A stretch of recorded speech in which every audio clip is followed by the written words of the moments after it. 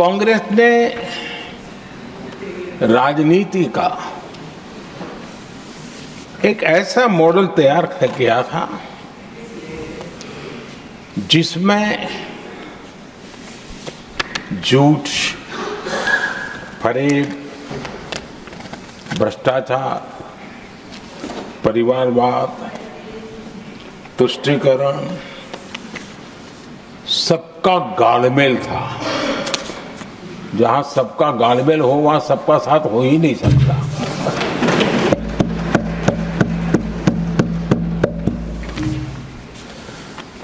आदरणीय सभापति जी, कांग्रेस के मॉडल में सर्वोपरि है फैमिली फर्स्ट, और इसलिए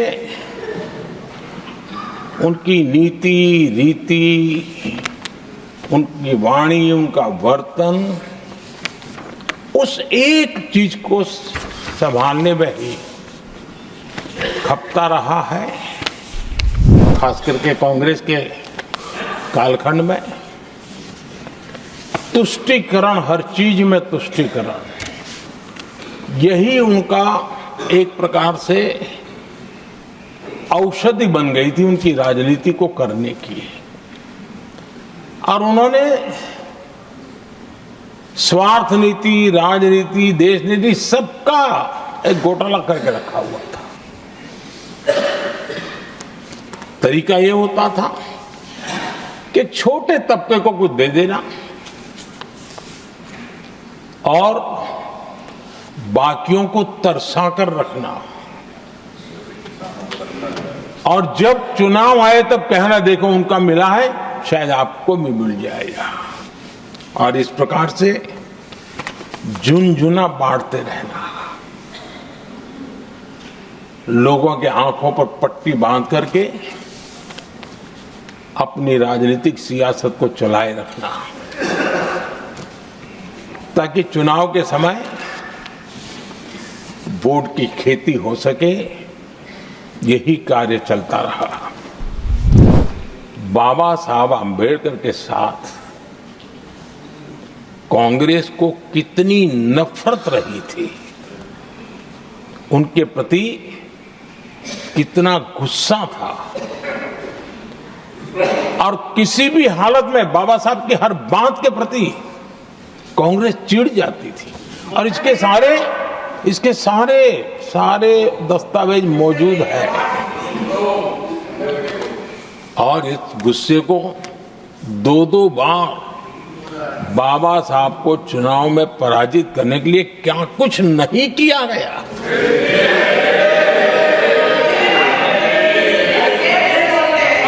कभी भी बाबा साहब को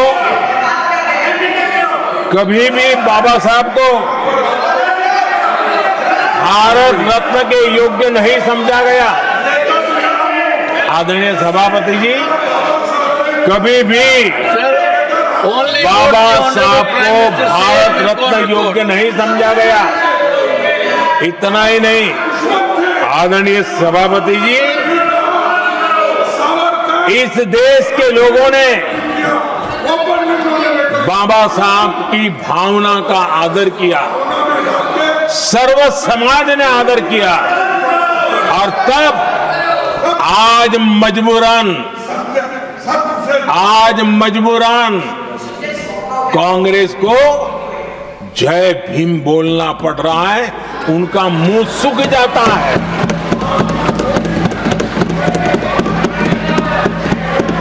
और आदरणीय सभापति जी, ये कांग्रेस भी रंग बदलने में बड़ी माहिर लग रही है। कितनी तेजी से अपना नकाब बदल देते हैं, ये इसमें साफ साफ नजर आ रहा है। आदरणीय सभापति जी, आप कांग्रेस का अध्ययन करेंगे तो कांग्रेस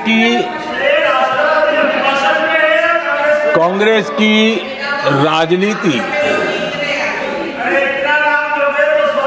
जैसे हमारा मूल मंत्र रहा सबका साथ सबका विकास, वैसा उनका हमेशा रहा कि दूसरे की लकीर छोटी करना।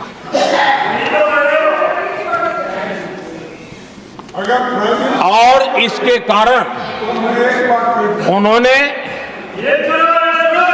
सरकारों को अस्थिर किया। किसी भी राजनीतिक दल की सरकार कहीं बनी तो उसको अस्थिर कर दिया, क्योंकि लकीर छोटी करो दूसरे की, इसी काम में वो लगे रहे। और ये जो उन्होंने रास्ता चुना है ना, औरों की लकीर छोटी करने का, लोकसभा के बाद भी जो उनके साथ थे वो भी भाग रहे हैं, क्योंकि उनको पता चला गया ये तो हमें भी मार डालेंगे। और यही उनकी नीतियों का परिणाम है कि आज ये हाल हो गए हैं कांग्रेस के। देश की सबसे पुरानी पार्टी, आजादी के आंदोलन से जुड़ी पार्टी, इतनी दुर्दशा। ये औरों की लकीर छोटी करने में अपनी शक्ति खपा रहे हैं ना। अगर वो खुद की लकीर लंबी करते तो उनकी ये दशा नहीं होती। और मैं बिना मांगे एडवाइस दे रहा हूं, आप अपनी लकीर लंबी करने में मेहनत कीजिए, सोचिए, तो कभी न कभी देश आपको भी ये 10 मीटर दूर यहां आने का अवसर देगी। जब नेहरू जी प्रधानमंत्री थे तब मुंबई में मजदूरों की एक हड़ताल हुई। उसमें मशहूर गीतकार मजरूद सुल्तानपुरी जी ने एक गीत गाया था, कॉमनवेल्थ का दास है। ये कविता उन्होंने गाई थी। कविता गाने मात्र के गुणे में नेहरू जी ने देश के एक महान कवि को जेल में ठूस दिया।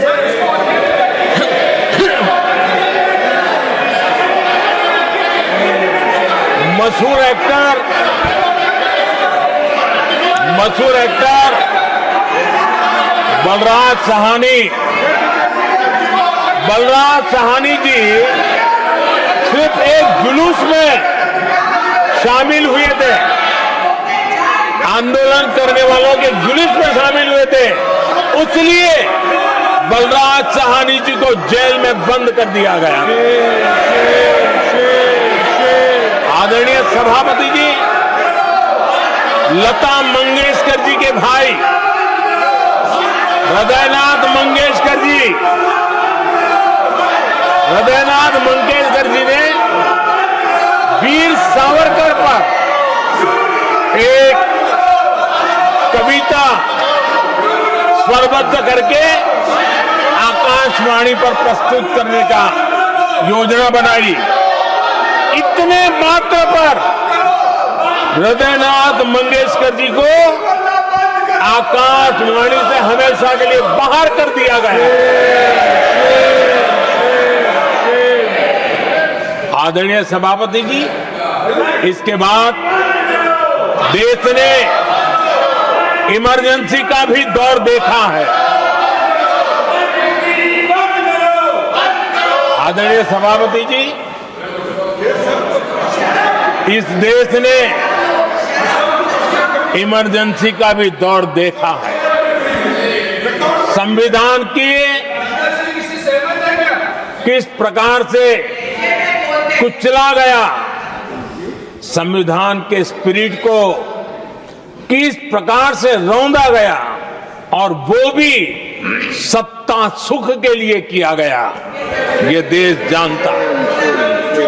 और इमरजेंसी में प्रसिद्ध सिने कलाकार देवानंद जी से आग्रह किया गया कि वे इमरजेंसी का समर्थन करें पब्लिकली। देवानंद जी ने साफ साफ इमरजेंसी पर समर्थन करने से इनकार कर दिया। उन्होंने हिम्मत दिखाई, और इसलिए दूरदर्शन पर देवानंद जी की सभी फिल्मों को प्रतिबंधित कर दिया गया।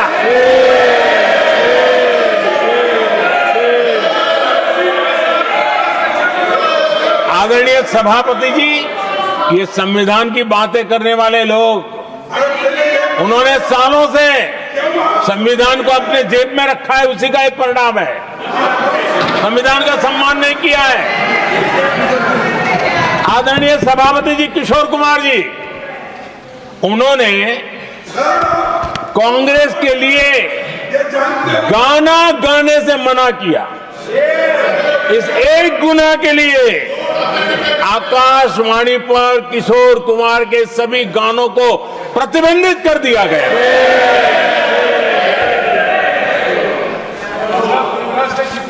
आदरणीय सभापति जी, मैं इमरजेंसी के उन दिनों को भूल नहीं सकता और शायद आज भी वो तस्वीरें मौजूद है। ये जो लोकतंत्र की बातें करते हैं, मानव गरिमा की बातें करते हैं और बड़े बड़े भाषण देने के लिए शौकीन लोग हैं, आपातकाल में जॉर्ज फर्नांडिस समेत देश के महानुभावों को हथकड़ियां पहनाई गई थी, जंजीरों से बांधा गया था। संसद के सदस्य, देश के गणमान्य नेता, उनको हथकड़ियां और जंजीरों से बांधा गया था। इनके मुंह में संविधान शब्द शोभा नहीं देता है।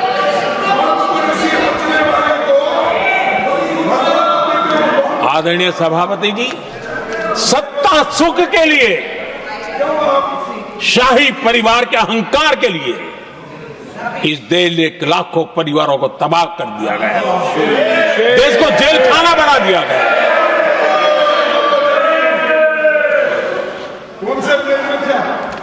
बहुत लंबा संघर्ष चला। ये अपने आप को बहुत बड़ा 30 बार खा मारने वालों को जनता जनार्दन की ताकत को स्वीकार करना पड़ा, घुटने टेकने पड़े।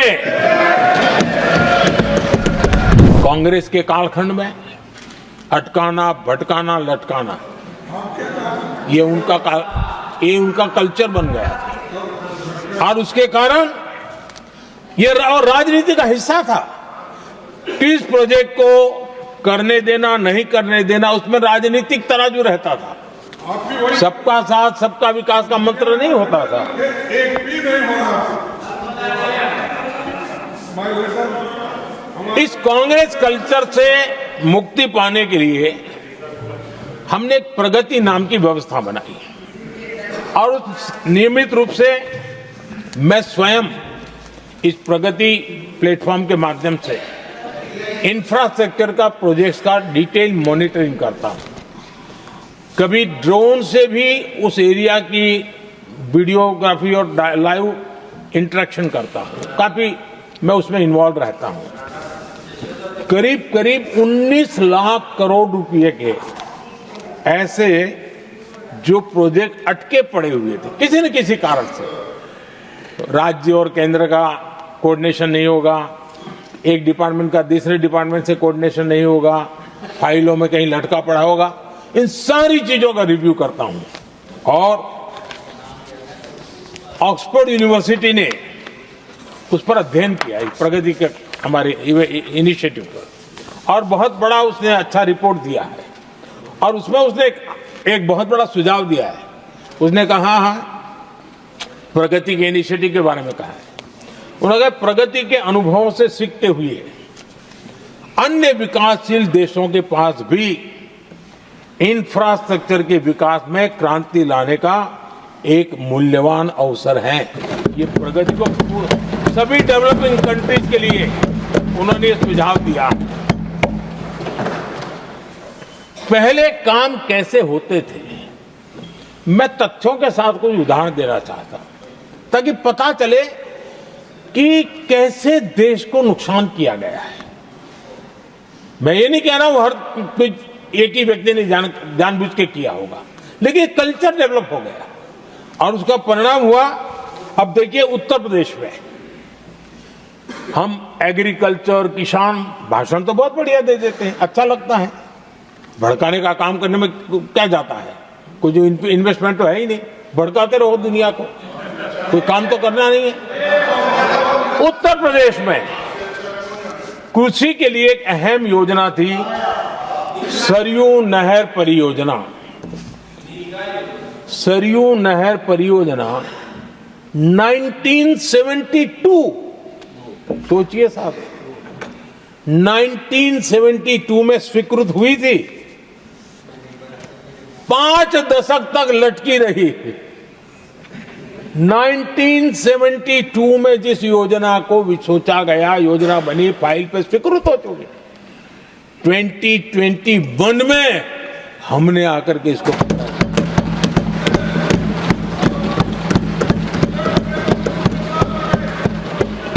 आदरणीय सभापति जी,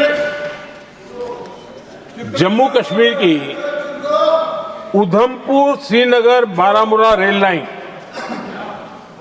Udhampur Srinagar Baramulla rail line in 1994 में स्वीकृत हुई थी। 1994 में ये रेल लाइन भी बरसों तक लटकी रही। 3 दशक बाद आखिरकार हमने 2025 में इसे पूरा किया। कांग्रेस ने देश की व्यवस्था को ऐसे जकड़ करके रखा था, उनको लगता था सारा ज्ञान सरकार में जो बैठे हैं उन्हीं को है, वही सब कर लेंगे, और उसी का एक परिणाम था लाइसेंस परमिट राज। मैं देश के नौजवानों को कहूंगा, लाइसेंस परमिट राज का कितना जुल्म था, देश विकास नहीं कर सकता था, और लाइसेंस परमिट राज यही कांग्रेस की पहचान बन गई थी।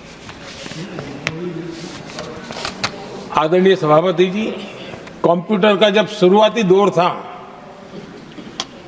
तो कंप्यूटर को इंपोर्ट करना चाहता है तो उसके लिए लाइसेंस लेना होता था, कंप्यूटर लाने के लिए, और कंप्यूटर लाने के लाइसेंस पाने में भी सालों लग जाते थे। आदरणीय सभापति जी, वो दिन थे मकान बनाने के लिए सीमेंट चाहिए तो सीमेंट के लिए भी परमिशन लेना पड़ता था मकान बनाने के। इतना ही नहीं सभापति जी, शादी ब्याह में अगर चीनी की जरूरत हो, चीनी चाय पिलानी हो, तो भी लाइसेंस लेना पड़ता था। मेरे देश के नौजवानों को पता होना, और मैं आजाद भारत की बात कर रहा हूं, मैं अंग्रेजों के कालखंड की बात नहीं कर रहा हूं, कांग्रेस के कालखंड की बात कर रहा हूं। और कांग्रेस के एक पूर्व वित्त मंत्री जो अपने आप को बहुत ज्ञानी मानते हैं, उन्होंने माना था कि लाइसेंस परमिट के बिना कोई काम होते नहीं है, सारे काम लाइसेंस परमिट के रास्ते से ही गुजरते हैं। और उन्होंने ये भी कहा था कि लाइसेंस परमिट बिना रिश्वत को नहीं होता है। मैं कांग्रेस के वित्त मंत्री ने जो कहा वो कह रहा हूं, बिना रिश्वत को नहीं होता है। अब कोई बहुत आसानी से समझ सकता है, उस जमाने में रिश्वत मतलब हाथ की सफाई कौन करता था भाई, ये कौन पंजा था, वो पैसा कहां जाता था, देश का नौजवान भली भांति समझ सकता है। यही इस सदन में कांग्रेस के एक माननीय सदस्य हैं, मौजूद है, जिनके पिताजी के पास खुद के पैसे थे, खुद के पैसे थे, किसी से लेना नहीं था, और कार खरीदना चाहते थे। यहां मौजूद एक एमपी है कांग्रेस के, उनके पिताजी खुद के पैसे से कार खरीदना चाहते थे। 15 साल तक उनको कार के लिए इंतजार करना पड़ा था। कांग्रेस के राज में। खबर का मतलब बवाल न्यूज, हमारे चैनल को सब्सक्राइब जरूर करें।